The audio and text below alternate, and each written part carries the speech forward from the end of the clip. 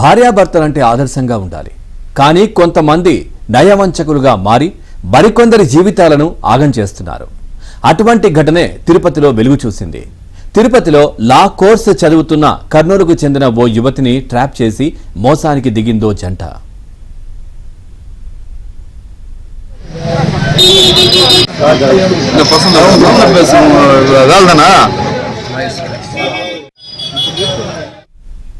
బాధిత యువతి చదువుకున్న కాలేజీలోనే పుదిపట్లకు చెందిన ప్రణవ్ కృష్ణ కూడా చదువుతుండటంతో ఇద్దరికి స్నేహం ఏర్పడింది.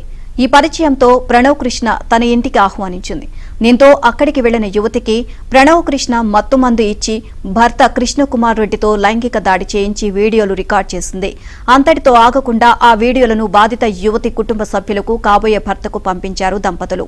ఆ వీడియోలతో 5 లక్షల వరకు డబ్బు వసూలు చేశారు. ఇంకా అదనంగా డిమాండ్ చేయడం, బ్లాక్ మెయిల్ కు దిగడంతో బాధితులు తిరుపతి రూరల్ పోలీసులకు ఫిర్యాదు చేశారు. కేసు నమోదు చేసుకున్న పోలీసులు భార్యాభర్తలను అరెస్ట్ చేసి రిమాండ్కు తరలించారు. రైట్, ఇక ఇదే విషయానికి సంబంధించి మరింత సమాచారాన్ని మా కరెస్పాండెంట్ దినేష్ అందిస్తారు. దినేష్, పూర్తి డీటెయిల్స్ ఏంటి? పవన్, మొత్తం మీద గంజాయి అనేది ఎంత తీవ్రంగా మనుషుల్ని అపాయంలోకి నెడుతా ఉంది, దానితో పాటు క్రైమ్స్ చేయిస్తా ఉంది అనేందుకు తిరుపతిలో జరిగినటువంటి సంఘటన ఒక ఇదిగా నిలబడుతా ఉంది.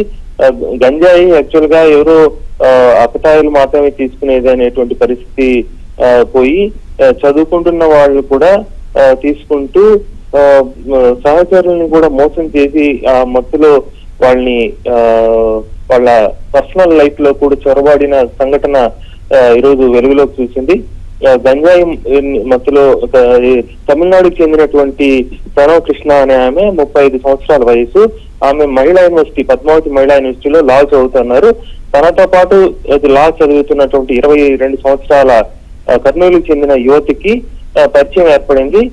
ప్రణవ్ కృష్ణ, తమిళనాడుకు చెందిన ప్రణవ్ కృష్ణ, ఆమె పుదిపట్ల అంటే మహిళా యూనివర్సిటీకి దగ్గరలోని ఇల్లు, అక్కడికి వెళ్లి వస్తూ ఉండేది. ఈ క్రమంలో ప్రణవ్ కృష్ణకి కృష్ణకిషోర్ రెడ్డి బాకాలపేటకు చెందినటువంటి వ్యక్తితో వివాహం ఆల్రెడీ అయింది. వాళ్ళిద్దరూ అక్కడ జీవిస్తున్నారు. ఈమె ఆమె ఇంటికి వెళ్తూ వస్తున్నప్పుడు వీళ్ళిద్దరూ దంపతులు గంజాయి తరచూ స్వీకరించే వాళ్ళు. ఆ మత్తుకు బాగా బానిస అయిపోయినారు. ఈమె కూడా, ఈ లా స్టూడెంట్, కర్నూలు జిల్లా ఆమె కూడా గంజాయిని అలవాటు చేశారు.